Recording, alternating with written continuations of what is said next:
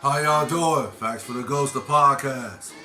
Today's segment is going to detail, I guess you could say a historic event as far as in sports and how the Miami Dolphins became one of the four teams to score 70 or more points in a game, in an NFL football game. And actually, if you watch the game in its entirety, this is more of an indictment. It's a great accomplishment the Dolphins were able to achieve yesterday against the Broncos. Miami looking like, oh boy, how should I say this? Let's just say Miami is looking like one of the elite powerhouse teams in the game this season, right? Are they Super Bowl bound? I don't know. I gotta watch them play. I gotta just watch the season and see how it plays out for them. But they're looking like a powerhouse, one of the elite powerhouse teams in the game, as far as in their offense. And Tua is playing at a high level. You gotta give it to him.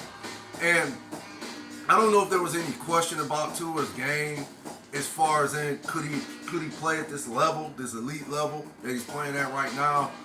But injuries is, were, and I want to say the first 2 years of his career, injuries, hindered his progression. But it seems like now he's healthy and you're actually seeing his skill set on full display, if that makes sense. But to look at the stats, basically, Tua, he was 23 out of 26, 309 yards and 4 touchdowns. What's his name? Devon Achane. He had 18 carries for 203 yards and 2 touchdowns.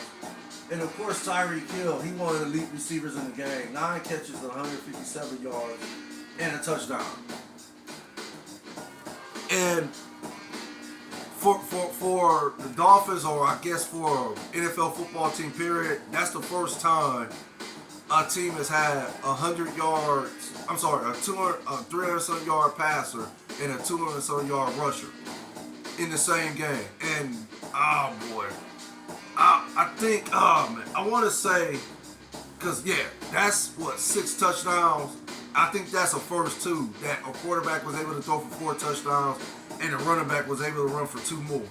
So, if you just sum it all up, the Dolphins it was just an explosion of offense for the Dolphins against the Broncos. Now, going back to the Broncos, like I said, it's an indictment on there because basically, I've never seen a Denver team quit in a game, if that makes sense. I could be wrong, but it looked like to me it ain't just quit this particular game. Now, going forward with the season, I don't know how Russell Wilson and Sean Payton are going to coexist. I don't know if Sean Payton has already lost the locker room. I don't know if, Russell Wilson and them as a team, I don't know if they just basically can't coexist. I don't know what's going to happen with them going forward. But I do know that basically, at the end of the day, it's just gonna be one of those things where we just have to see what happens. But basically, that's all I have to report. Again, it was just horrific for the Broncos. And again, we'll see what happens with them going forward. But that's all I have to report. Y'all stay blessed.